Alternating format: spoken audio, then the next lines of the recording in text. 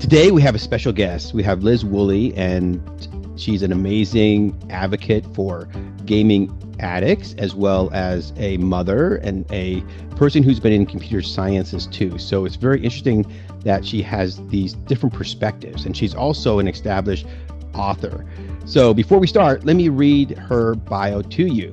Liz Woolley is a dedicated IT professional, entrepreneur, and advocate for online gaming addiction awareness.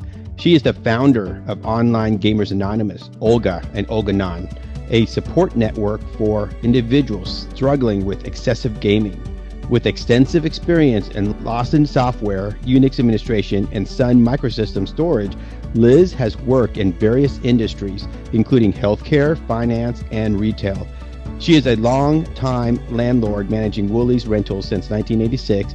Passionate about helping others, she has volunteered for over 2 decades to maintain OLGA's website and support community members. Liz's expertise blends technology, leadership, and social advocacy.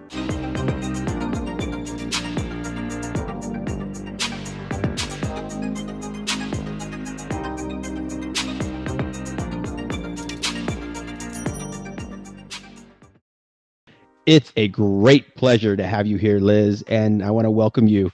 Thank you for joining us. Well, thank you for having me, Andy. I appreciate being here and offering my support. So, Liz, let's start off with the first question. What if the very thing bringing your child joy is also pulling them into a dangerous spiral? So, in this case, screens. I think that it starts out as a hobby, as entertainment, and a lot of people, that's all it is. But for some people who are more vulnerable to the screens, and these are usually people with ADD or ADHD, it can become a problem for them. They can become starting to obsess about it, and then it can become their life, and they decide, wow, this is what I've been looking for. And then they decide that's it. And they do get pulled over the line from being a social gamer to being an addicted gamer. And it does become their life. And they stop doing other things. And the people who realize it the most are their loved ones and family members. They see it.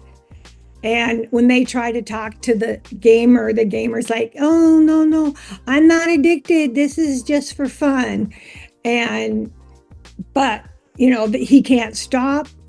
And then it starts, ruling his life. And that's all he does.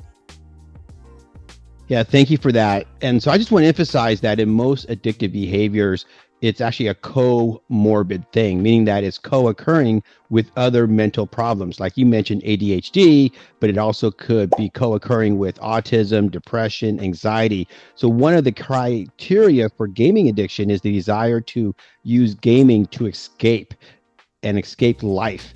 And so whatever reason that person's escaping, they happen to pick the video gaming, and that can actually be a problem. So why do you think video gaming addiction is often overlooked compared to other forms of addiction like drugs and alcohol? Well, I think it's a newer addiction. The total repercussions haven't been felt by our society yet. I think another huge thing is that everybody's doing it. So it's like, well, if everybody's doing it and there's no law against it, well, let's just keep doing it, because everybody's doing it. It is socially accepted. The insurance companies don't even pay to have somebody treated for the addiction. So they think, well, it must not be that bad if I can't even get the person help. It's socially accepted, and that makes it really tough. Because when you're trying to tell them, you're gaming too much, they're like, oh, well, so-and-so plays twice as much as I do. And then they think, probably all their friends are gamers. And so they're like, well, how come I'm the one being singled out? They play just as much as I do. So they don't really understand how it can be affecting their life. saw this with alcoholism, right? So alcoholism has been recognized. I mean, if you go back even to the Bible, I'm not saying let's go back there, faithfully or religiously, but look at the Bible. There was the account of Lot, who got drunk by his daughters, and then basically the daughters then slept with Lot. I mean, it was just a terrible story, but being a drunkard goes way back, but it took probably 2,000 years later for the medical society to recognize that alcoholism is a problem.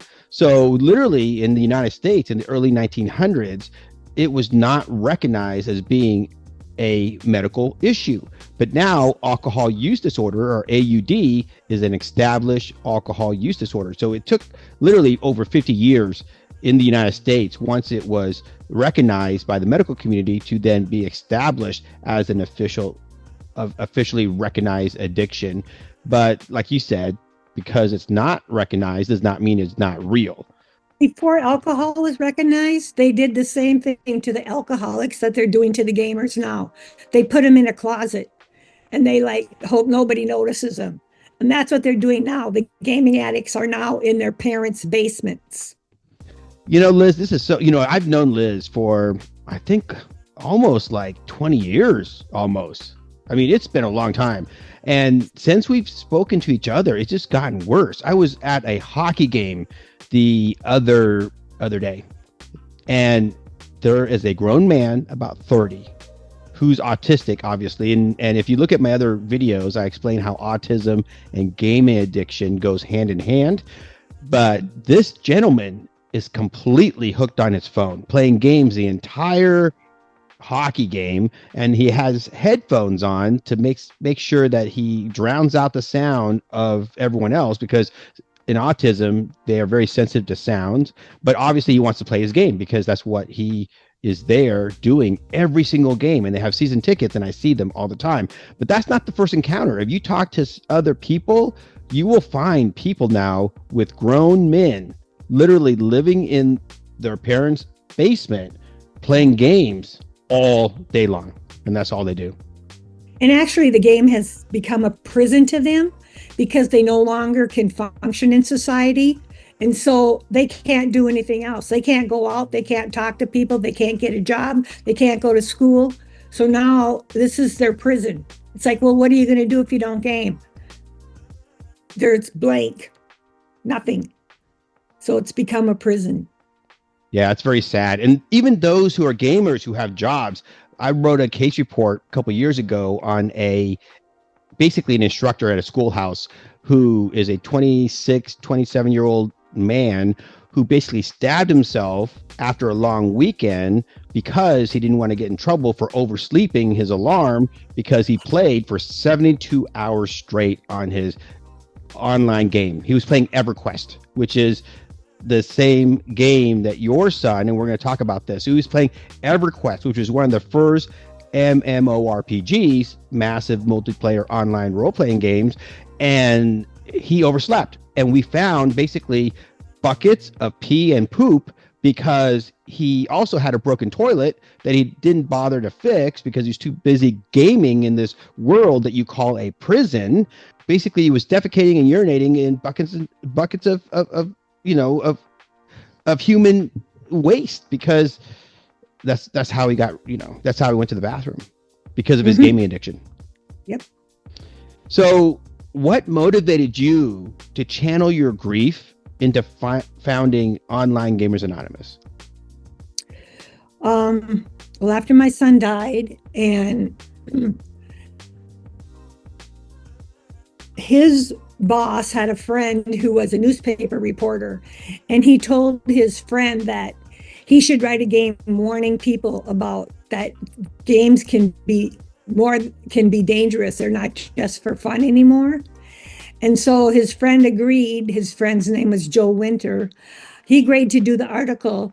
And after he did the article, a couple months after my son passed, it went in our small town. It was published, and lo and behold, the parents of Jack Thompson, who was a major lawyer at that time against video games, his wife's parents lived in our town. And they saw the article and they sent it to him. Well, Jack Thompson was known around the world, because he took gaming companies to court. And so he called me and he said, do you want to do a lawsuit? And, I said, yeah. I said, not really for the money, but, to let people know, warn people about the video games. Well, the Milwaukee Journal Sentinel heard about the lawsuit, so they called and did a bigger article about what happened to my son. And that was like in March of 2002. And he published that article and it went around the world. And I watched it and I was reading all the replies. And I saw there were thousands of other people who were falling into this depth of addiction. They were losing their families. They were admitting, yes, I'm addicted. And the family members were falling apart. The wives and the family members were like, how can we get him to stop? How can this person have changed from a wonderful husband to somebody who's just sitting in front of the computer all the time? And when I saw so many other people were being affected by this and we didn't have any place to go, because at that time it wasn't recognized as a problem. And I had my experience with my own 12-step group, and also I'm in IT, so I knew how they make the games, that this isn't just happening by accident, which so many people think. Wow, isn't that funny how that happens? It's like, it's not funny. They did it on purpose. And I was in therapy myself, so and I saw what happened to my son. And so I just decided the 12-step group was the best way I knew how to offer support. I saw miracles happen in the 12-step group myself. And so I just decided it, and I got a website made, and I just prayed to God. I said, if you want me to do this, you keep sending people. And within a month, we had addicts coming, and some of them, they committed themselves to our organization and they really helped it so we could keep going. And so we're still here today because there's still people coming for help. That is wonderful. And I just want to add that the gaming companies, you're right, they do this on purpose because they all go or train or they all recruit people from technology schools that study human biology. So, for example, Mike Ambinder is a PhD doctorate psychology who worked for Valve for many, many years. And his role is to design engaging games. And what he has a slide deck, and I'm going to show a few slides here, that basically he said that biological processes or responses cannot lie. So human surveys can lie. So what does that mean? That means EEGs, the brain measurements of brain waves, EMGs, the measurements of muscular reactions, the pupil dilation, the pupil responses, the heart rate variability, the sweat in the hands, and more and more and more. All these physiological responses are correlates of what's happening in the brain when it gets stimulated by gaming. And so he goes through and teaches people how to do all this to engage better games. And it goes as far as even eye tracking. So if this person is tracking something on the screen, they look at it and then they said 99% of people look right here at this point in the game. And that's when they give you an object to shoot or do something that requires human action. And that reinforces the rat pushing the lever, response that they want. Because as humans, we are being little rats, or we're being trained like little rats, pushing the lever for our dopamine reward. Yep. Yeah. So it's done on purpose, which is why some of these games make $5 to $6 billion a year. Yeah, they're bigger now than the music and the movie industry together. So how have you seen gaming addiction change since you first founded OLGA in 2002? I'm seeing more people are reaching out for help. I think it's, how do I say it? It's becoming like more permanent because the people are now starting playing games so much younger. Because when this happened with my son, people really didn't get into the games like that. I mean, those games weren't created until like 2000. And so up until then, the games had a beginning and end, and there really wasn't a big problem with the games. But after that, and that's the first game like that my son played, the MMORPG, the EverQuest game. Then that's when people really started to get engaged, and then the parents got engaged, and they're like, whoa, this is new. Okay, I'm going to get my kids addicted so I can keep gaming. They'll also say, oh, this is a good way to quiet the kid. Here, give him the phone, give him the iPad. And they're doing this now when they're like 6 months old, maybe when they're 3 months old. They're using them as babysitters. And it's like giving your child a drug to calm them down. And the sooner you give them these games, the more likely they're going to have a problem with them when they're older. And so now we got people coming in now that have gamed all their lives. And it's like, so what were your gifts as a child? And they're like, I don't know. All I did was play video games. They don't know who they are. They don't know their humanness. They don't even know how to be human, because like if their parents are gaming and they passed the social growth area in their life, and they weren't social because they were gaming. They're just missing a lot of skills that they need to have to be adults. So they're just in really bad spots today. Yeah, and we see that as well. So brain development, we often say if you don't use it, you will lose it, especially when a child skips their milestones. So there was a famous case, or a very well-known case in California, where a girl was basically tied to a chair until she was almost 18, by her dad. It was horrific.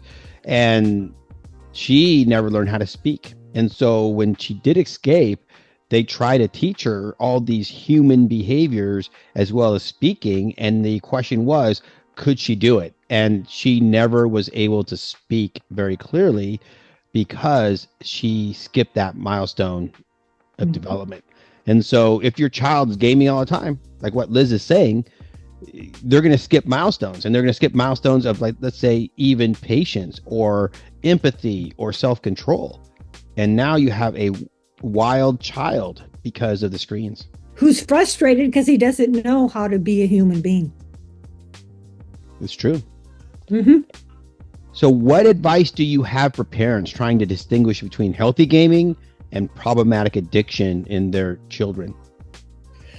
Well, I believe one of the first things that you will notice when it's becoming unhealthy is that your child starts steering in on the games and they don't want to do anything else. And they start leaving other things behind, their sports, their school friends, their homework. And when you try to curb the gaming or make changes to have them game less, they start becoming violent and irritated. They'll smash things, scream. They'll stop eating until you let them game again. They can become very defiant. So those are definite signs that your child is having an issue with games, and you need help. This child needs help. And what are some of the hardest challenges your family faced as your son's gaming addiction worsened? I think probably the top thing that we suffered was trying to get him help. I am a big advocate of if you have a problem, get help, because our minds are only so much and we only know so much. And sometimes we need, another brain to help us get through situations. And so when he started having problems, I took him to a therapist. And after several times, right in front of my son, Sean, the therapist said to me, right in front of my son, he said, "You should be glad he's not addicted to drugs and alcohol."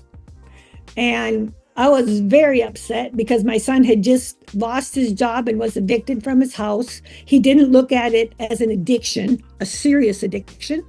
And my son, when we left, he's like, see, Mom, this is your problem, not mine. And so it gave him the green light that, it's all your mom's problem.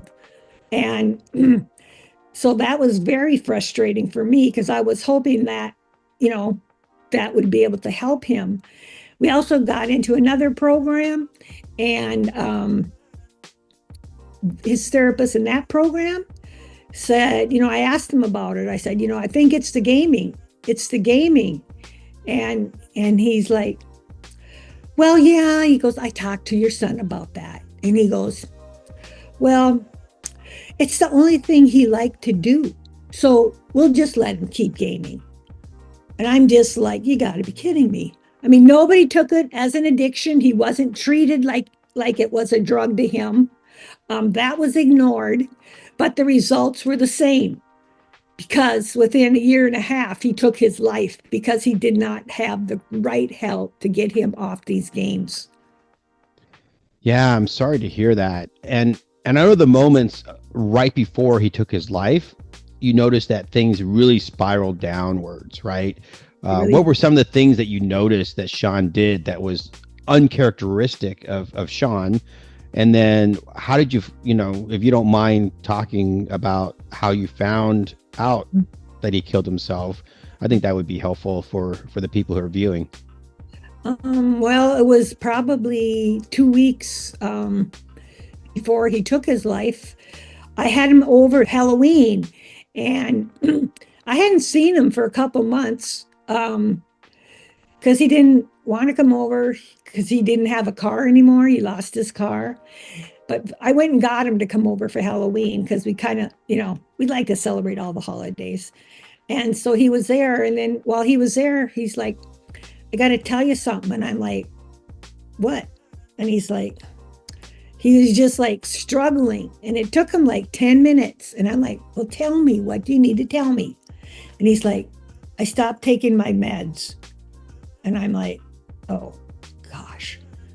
I said, why did you do that? Because up until that time, I thought we had him set. He had seen a doctor. He was getting the medications for his depression. So it was caused by the games.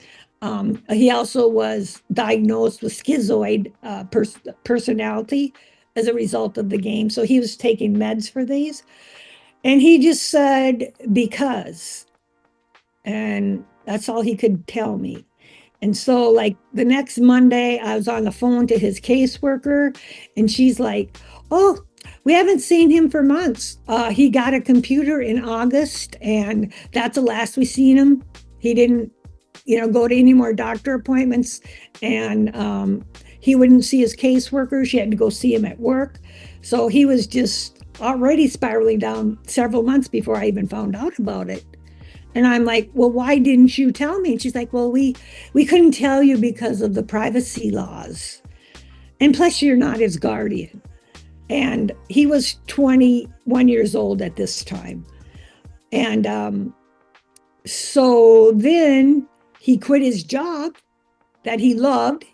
And I only found that out because I forced my way into his apartment. And he said, it doesn't matter anyway. And I'm like, what do you mean? I didn't actually catch that until after he took his life. I did not catch that. But I made him call his old job, apologize to his boss. And, he said he had gotten a different job. But then I went to that job and they said, oh, no, we don't have any Sean Woolley working here. And then it's like, what is he doing now? It's like, because I was hoping that we had him set so he'd be having a better life. And then on Thanksgiving, I went to see him because we were going to go over to my sister's for the Thanksgiving meal. And he wouldn't open his door again. And I was like, okay, what am I going to do? And I was standing there. And I put my hand on the knob, and here the knob was opened from the last time I was there. And then I'm like, oh. But the chain was across the door, so I couldn't get in, and I could smell something. And so I drove home to get a crowbar to break in because I had to see what was happening because I knew if the cops came first, they would not let me see him. So I went and I broke in. I was by myself. And when I broke in, I saw him sitting on the chair in front of the game with the EverQuest game, in front of the computer with the EverQuest game on it. And he had a rifle by his side. And I could not tell if he was alive or dead because there wasn't a lot of blood. But at that time, there was a lot of children killing their parents. And I'm like, is he going to kill me? So I saw the gun and I got out of there. And then I called the landlord. And then he came and went in there. He was an EMT and he, came out and told me that he was gone. And I'm sitting there. I saw that game on that computer and I'm like, this has got something to do with that game because else why would he kill himself sitting in front of the computer with the game on it? And, I knew I wouldn't stay quiet about this. I didn't have any idea, where it was going to lead, but I just said they haven't heard the last from me because of this. And so I've been telling my story ever since. Yeah, Liz, I'm so sorry about your loss. And I know that this is over 20 something years now, and I can still see the pain in your, your face and your voice. So that character that you saw on the screen, I think it was a character named I Love You, right? No, because we went and found that later. It was just the EverQuest game. It was the game. And when the cops came, I said, you take a picture of him in front of that game because I have to have proof because I know there was going to be some questions about this because, of course, they're going to try to push it under the rug and say it didn't have anything to do with the game. So they did. They took the pictures and they did put in the report, that I thought it had something to do with the video game. So when did you find out? Yeah, when did you find out that the character was named I Love You? I wanted Sony to open up his accounts for me so I could see what was happening, and they wouldn't do it. And then one of the Ron, who was a member of our organization, he helped me get in touch with him and say that, hey, I want access to his account. And I think it was like probably 9 months after he died, they finally relented and they said, if I dropped a lawsuit with Thompson, that they would give me the access. So, that lawsuit did get dropped, but they gave me the access. And when we went in, there was his character that was in his own image, and it was called I Love You. And I could track on his computer the logs that said how long that character was made and how long did he use it. It was only made one day, and I think he had a relationship with somebody in the game because he told my daughter that he found somebody special. And for him to create that, I mean, that was just not like my son. He must have really cared about this person. And I think, maybe he was going to ask her to marry him or whatever. I don't know. But something romantic, and whatever happened, it didn't work because then that's when he quit playing the game on that server because that's the only server he had been on since he started playing. And then he went out and he got the gun. Yeah, that's terrible. And you write about all of this in your book, Your Son Did Not Die in Vain. And the book has been described as being heartbreaking, but also essential reading. So what key message do you hope? And there's Sean right there in front of the computer. What key message do you hope readers take away from your book? I have so many parents calling me and they're telling me what's happening to their son. And I'm like, that's Sean's story. That's what happened to him. And so I tell them to go and read because they need to know they're not alone. They also need to know this is serious, and that, that they need to get help, because it can, they can lose their life, their real life, because of it. They probably already lost their mental and emotional life and their social life, but they can even go further than that. And I think it kind of comforts people when they go like, yeah, that's what's happening with my son. Like, oh my gosh, this is serious. And I think it really does do a wake-up call for them. Yeah, absolutely. And you've written now a second book called Toxic Dangers of Video Games. You want to talk about that and why parents should read this book? Yeah, this is a accumulation of, so when we started the website, being in IT, I learned that you document everything. And so I had an outreach division on our website where I started keeping track of the research that was being done. I was keeping track of all the other deaths that were happening as a direct result of video games, because it's not my son is not the only person that died because of that. So I was documenting all that, and just to show that this is a problem and we need help. And there's a lot of stuff in here about things you can do to, if your child is having a problem, about there's things like for parents, about how parents are using the games, and that the video game news around the world, video games and pornography. There's just a lot of information about the games, and that shows you also video games, brains, and technology, how the games affect their brains. And this is stuff I think parents really need to know, because, before they give their child the game, because it is a drug and it can be very harmful. Yeah, what an incredible resource. So how has your journey through grief and advocacy has shaped your life today? I always consider the time I spend in my organization would be the time I would have spent with my son. So it's just like, okay, this is for my son. I don't want other people to have to go through that. And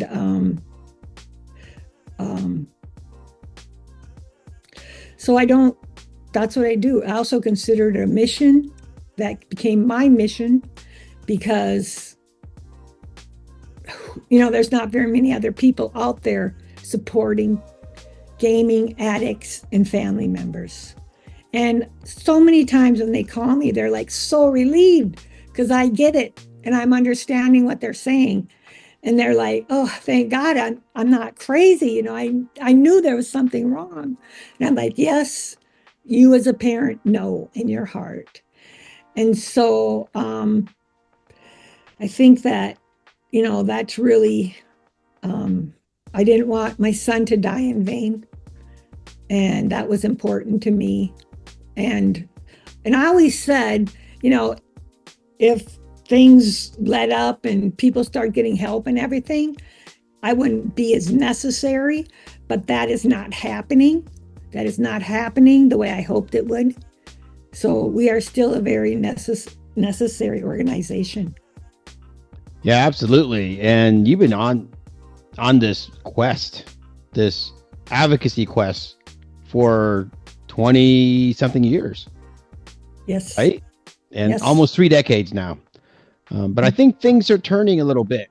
And, I think that if people pay attention within the next 10 years, they'll start seeing more and more things happen in this advocacy realm.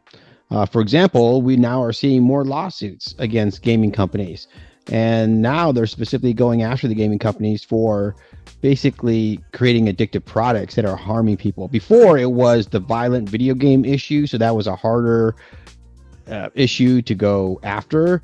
But right, with the addiction part and even the autism part, the brain damage part, it's a little bit more powerful argument. So we'll see what happens. Yep. So What would you say to parents currently struggling with a child who is deeply addicted to video games? I'd say that the parents need to go to therapy so they learn how to deal with this. They need to go to an addiction therapy themselves first, because there's things you can do as a family member so that you are not enabling the child. Because one thing I always said is you cannot have an addicted gamer without somebody supporting them. Somebody has to pay the bills, somebody has to get the food, somebody's got to do the laundry.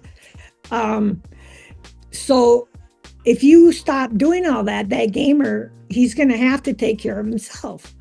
And so the parents need to help first so they know what to do to stop enabling them. They also need to realize how it's an addiction, because a lot of people don't want to think their child is an addict. They're like, well, he just plays too much. I don't really think he's an addict, even though he can't leave the basement. It's like, okay, so they have to face a reality themselves, and then they can get help for their child, bring him into therapy, an addiction therapy, not just therapy, an addiction therapy with therapists who recognize gaming addiction. Because some of them don't. They say, oh, well, it's just, foreplay. It's just, a game. Why are you so worried about it? But yeah, I think professional help, and we do have our meetings. We have weekly meetings, several nights a week. I think that's always good to parents. I mean, we let the parents come and ask the recovering gaming addicts questions, and that seems to help them. But yeah, the gaming addicts come for their own support and to recover. That's wonderful. I'm going to put up your website here, OLGA and OLGA website, so that people can actually see. But I just want to say your work has provided hope and guidance to countless families facing the hidden dangers of video game addiction. As technology continues to evolve, your advocacy remains more relevant than ever. Thank you for your courage, and thank you for all you do. You are definitely passionate about this, and we appreciate you. And I appreciate you too and all your support. You're welcome. So if you like this video, please like, share, and comment, as well as hit the subscribe button so that you get our future podcasts and also interviews. And until next time, have a great day.